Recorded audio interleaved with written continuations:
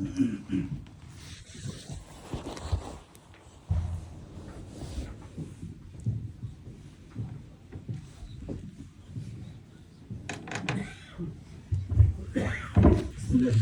الله الرحمن الرحيم الحمد لله رب العالمين والصلاة والسلام على سيدنا محمد وعلى آله وصحبه أجمعين. All praise to Allah subhanahu wa ta'ala and thanks to Him enabling us to fast each and every day. Alhamdulillah, we've fasted 9 days so far. We're going into the 10th day tomorrow. That'll be 1/3 of Ramadan complete. What a large amount of Ramadan that is, 1/3. Just like in the blink of an eye, a large chunk of Ramadan will just pass by us. Allah enable us, first and foremost, Allah accept all of the worship we've conducted so far. Allah subhanahu wa ta'ala multiply it for us and make it something that we attain in the future and it benefits us. Allah enable us the remainder of this month to continue with the same endeavor and grant istiqamah on our good deeds. Allah subhanahu wa ta'ala enable us to listen to the entire recitation of the Quran within this. Yesterday was the 9th Taraweeh, and we recited the 9th juz of the Quran, the 9th surah of the Quran.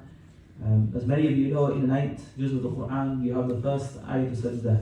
So you have the first verse in the Quran of the 14 verses for which it is sunnah or is wajib to make the prostration.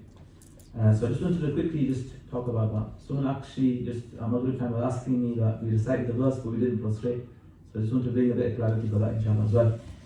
So in terms of the ayat sajda in the Quran, there's 14 places, and these are places where Allah subhanahu wa ta'ala instructs us to prostrate, indicates towards prostration, and the Prophet sallallahu alaihi wasallam prostrated. In the Hanafi school, which the majority of us belong to, is wajib, is necessary to make a prostration. So if you hear the verse of the Quran, or the person recites it, whether you're the reciter or the listener, you must prostrate. That prostration, it should be done immediately. But if it's delayed, there's no harm, that's fine. Even if it's delayed for days or weeks or months or years, it will still be incumbent upon a person to make a prostration. So if someone recalls, I read the Quran last year, I didn't make any prostrations, there was 14 prostrations. You must make the prostration. Whenever you remember, you make the prostration. Okay? So there's 14 places in the Quran, it's wajib for us. In some of the other schools, it's sunnah mu'akkada is heavily emphasized, but it's not absolutely necessary. Similarly, if the verses are recited in the prayer, then it's necessary to prostrate. But if a person recites the ayat sajda and doesn't recite any more verses after, the person can make ruku and intend that to be the sajda. It will count as a sajda. Okay. It's better to make a separate sajda because you're going to do the ruku anyway, you're going to get the reward of the ruku.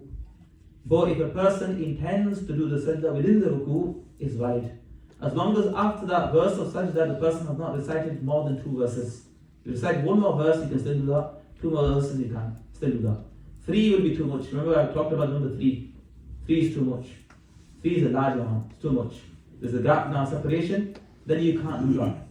And if you miss the sajda in the prayer, you can't make up for that sajda outside of the prayer. And the reason for that is because the sajda in the prayer, it doesn't matter how many sajda you do out of the prayer, you'll never equate that. The sajda of the prayer is so valuable and so powerful. It doesn't matter what you do outside, you can never account for what's been lost. So in the prayer, if the Imam does recite the verse, either the Imam will go into ruku immediately and the regular ruku will count as a sajda, or the Imam will notify us and we'll make the sajda separately. So that's just to clear that up, because sometimes in Tarawih, in many places, not just here, the Imams will just do the sajda within the ruku just for a bit more ease. Yeah? Well, like I said to you, it's better to separate it and do it separate because there's more reward in that. I'm just going to quickly just talk about sajda in general. In the prayer, we have the sajda, which is the fundamental part of the prayer. In fact, I mentioned this before, the whole purpose of the prayer and the whole trajectory and destination of the prayer is to fall into sajda. Your destination when you say Allahu Akbar and begin the prayer is to reach the sajda. The sajda is the pinnacle of the prayer. But we don't go straight into prostration. Rather, we gradually increase in our humility before Allah subhanahu wa ta'ala. First, we stand before Allah subhanahu wa ta'ala in humility. Then we lower ourselves a little bit and we make ruku. We increase our humility. And then we stand completely up and we make a complete sajda, attaining the full humility. Because the full humility is to place the forehead onto the ground to show how lowly we are and how elevated Allah subhanahu wa ta'ala is. Okay? That's the purpose of the prayer. And I mentioned this last year as well. When a person cannot prostrate on the ground, if they can't prostrate, then the whole of the physical prayer doesn't exist for the person anymore. The person doesn't pray the prayer with the physical motions like the ruku and the standing anymore. Then that person will only pray the prayer by moving the head. Okay? There's no making ruku, there's no making, the person is not doing sajda anyway, so there's no making ruku. Now many people, they don't know about this. And knowledge is a very, very powerful thing. A bit of knowledge will save you a lot of time. Knowing the destination and knowing how to get there will save you a long time. Rather than wandering aimlessly here and there, you might be taking a 2-hour route.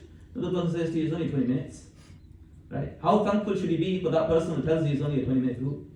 You're going aimlessly here and there. Some people are aimlessly doing that for years and years, and then when someone corrects them, they're so invested in that mistake, they can't detach themselves from that. So we should be people of humility. The prayer is humility, isn't it? The people of humility, when you learn something, you think, you know, we're human beings, we can make mistakes. Every one of us can make a mistake. Yeah? I've learned to correct that mistake, I need to start correcting it now. So learning something and correcting it, is a beautiful thing. So what I was mentioning is that if a person cannot prostrate on the ground, there's no more standing. You don't stand. If you want to stand, you can stand. There's no doing ruku. It's not about I want to do it, you don't do ruku anymore. If you want to stand, you stand the whole of the prayer. And if you don't want to stand, you sit the whole of the prayer. There's no standing and then sitting in the chair. You either stand and you stand all of the prayer. Yeah, you put the chair aside, you don't sit down. Or you sit down and then you don't stand whatsoever. It's one or the other. Because that standing and that sitting is not an action of the prayer anymore. It's just your default position. It's just that you're going to be in that position and you're going to do the movements with the head to represent the ruku and the prostration. Inshallah, I'm going to touch upon this point in the future as a reminder because people need reminders. And having the reminder multiple times, inshallah, will benefit a person because there's some details I want to mention regarding that. But I just want to mention this one last thing, the power of prostration. Allah subhanahu wa ta'ala, if He enabled us to do prostrate, we should take the opportunity now. Yeah, because believe me, we're going to be asked to prostrate. Allah subhanahu wa ta'ala says in the Quran, يَوْمَ يُكْشَفُ عَنْ سَاقٍ وَيُدْعَوْنَ إِلَى السُّجُودِ فَلَا يَسْتَطِيعُونَ. The day will come where hardship will be revealed, the day of judgment. And the people will be called to make prostration. They won't be able to prostrate. The only people who will be able to prostrate are the ones who did it in the dunya. Allah. On judgment day, every person will be instructed by Allah to prostrate. And what's going to happen? The person who didn't prostrate is going to think, I'm going to prostrate. Allah has instructed me. Their backs will freeze, they will not be able to lower themselves.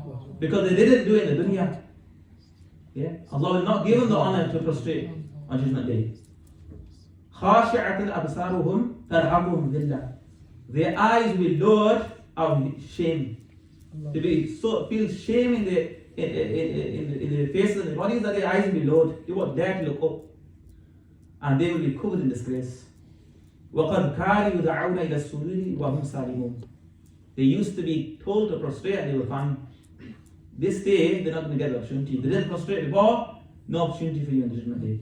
And that's the mark of success. Imagine you can't prostrate. And how many prostrations we are able to make them, sometimes we do them lazily. Or sometimes we can do it and we feel a little bit tired or you feel like we're not well, we'll just take a chair and we'll sit in the chair. People who use the chair, by the way, I'm not telling anyone off because there may be genuine people who are using the chair. That's totally fine. But it should be a few in number. In the time of the Prophet ﷺ, there wasn't even this facility. So imagine what the people did. So this is a reminder of the importance of the prostration. Inshallah, the prostration is something I do want to talk about in the future again, and there's more details. Allah subhanahu wa ta'ala gives us tawfiq that we can learn and we can apply it in our lives.